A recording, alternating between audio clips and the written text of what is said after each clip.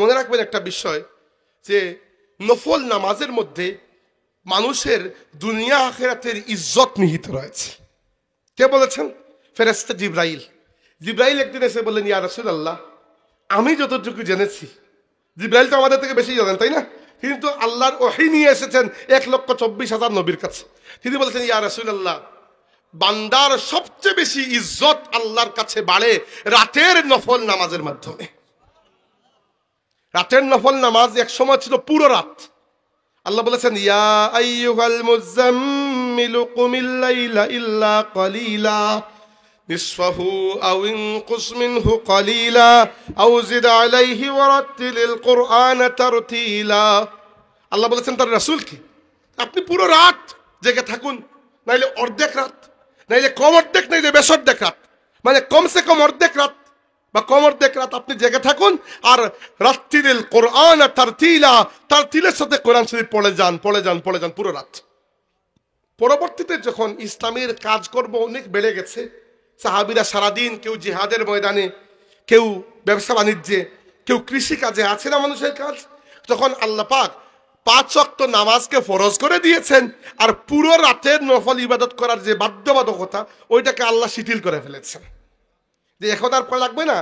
এই জন্য রাসূল সাল্লাল্লাহু আলাইহি ওয়াসাল্লাম পুরো রাতের যে নফল ইবাদত নিজে কখনো বাদ দেন নাই, কিন্তু উম্মতের জন্য ওইটাকে কম করে আল্লাহর রাসূল 8 রাকাত তাহাজ্জুদের মধ্যে নিয়ে এসেছেন। আল্লাহ বলেছেন, ওয়া মিনাল লাইলি ফাতাহাজ্জাদ বিহি নাফিলাতাল লাক আসা আন ইয়াবআসাকা রাব্বুকা মাকামান মাহমুদা। হে রাসূল, রাতে এই কোরআন নিয়ে আল্লাহর সামনে তাহাজ্জুদে দাঁড়িয়ে যান। তো তাহাজ্জুদ হচ্ছে ফরজ নামাজের পরে সবচেয়ে সম্মানী নামাজ হচ্ছে 12 রাকাত নামাজ। হাদিসে এসেছে মুসলিম শরীফে, যারা এই 12 রাকাত নামাজ পড়ে তারা জান্নাতের যে কোনো দরজা দিয়ে চাইবে প্রবেশ করতে পারবে। এই 12 রাকাত কি কি? ফজরের আগের 2 রাকাত সুন্নত, জুহরের আগের 4 রাকাত সুন্নত, পরের 2 রাকাত সুন্নত, মাগরিবের পরের 2 রাকাত সুন্নত, আর এশার পরের 2 রাকাত সুন্নত। এই 12 রাকাতকে কি বলা হয়? সুন্নতে মুআক্কাদা। সুন্নতে মুআক্কাদা মনে আছে? মনে থাকবে তো? ফজরের আগের 2 রাকাত নামাজও সুন্নত, ফরজ না, কিন্তু এই সুন্নতটা অন্য সুন্নতের মতো না, এর থেকে দামি, এর থেকে গুরুত্বপূর্ণ। আল্লাহর রাসূল খুব তাকিদ দিয়ে সারা জীবন এগুলো আদায় করেছেন। ফজরের আগের 2 রাকাত, জুহরের আগের 2, পরের 4, দুঃখিত, আগের 4 পরের 2, আর মাগরিবের পরের 2, আর এশার পরের 2। জানেন তো এগুলো সবাই পড়ে আমরা। তো এই এরপরে জরুরি নামাজ হচ্ছে, বা এর মতোই জরুরি নামাজ হচ্ছে তাহাজ্জুদের নামাজ। খেয়াল করি না, আমরা পড়ি না আসলে তাহাজ্জুদের নামাজ। আল্লাহর রাসূল সাল্লাল্লাহু আলাইহি ওয়াসাল্লাম জীবনে কখনো কাজা করতেন না, কাজা করলে পরের দিন আবার ওটা কাজা আদায় করতেন।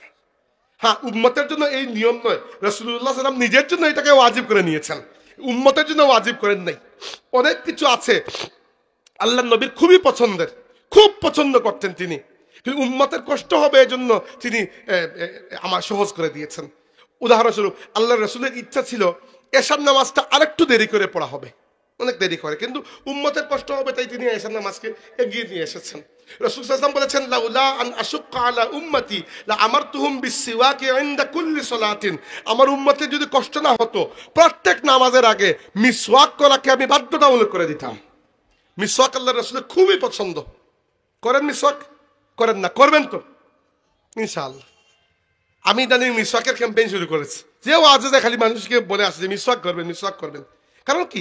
মিসওয়াক করলে হাদিসে এসেছে যে মুখ মিসওয়াক করে আল্লাহ ওই মুখকে পছন্দ করেন, বাস খালাস। এরপরে আর কিছু লাগে আপনার মোটিভেশন? যে চিকিৎসা বিজ্ঞানীরা বলেছেন আপনি যদি নিয়মিত মিসওয়াক করেন, মুখের ক্যান্সারের সম্ভাবনা কমে যায়। মিসওয়াক করলে মুখ পরিষ্কার থাকে, দুর্গন্ধ দূর হয়, দাঁত পরিষ্কার থাকে, অনেক উপকার। উপকার বলতে শেষ করার মতো না। তো মিসওয়াক করবেন, এবং মিসওয়াকের সুবিধা হচ্ছে রোজা অবস্থায় আপনি করতে পারেন, কোনো সমস্যা নেই।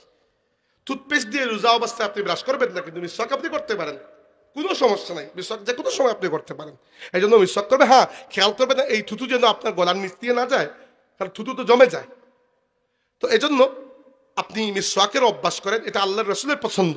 একইভাবে রাসূলুল্লাহ সাল্লাল্লাহু আলাইহি ওয়াসাল্লাম পছন্দ ছিল তাহাজ্জুদের নামাজ।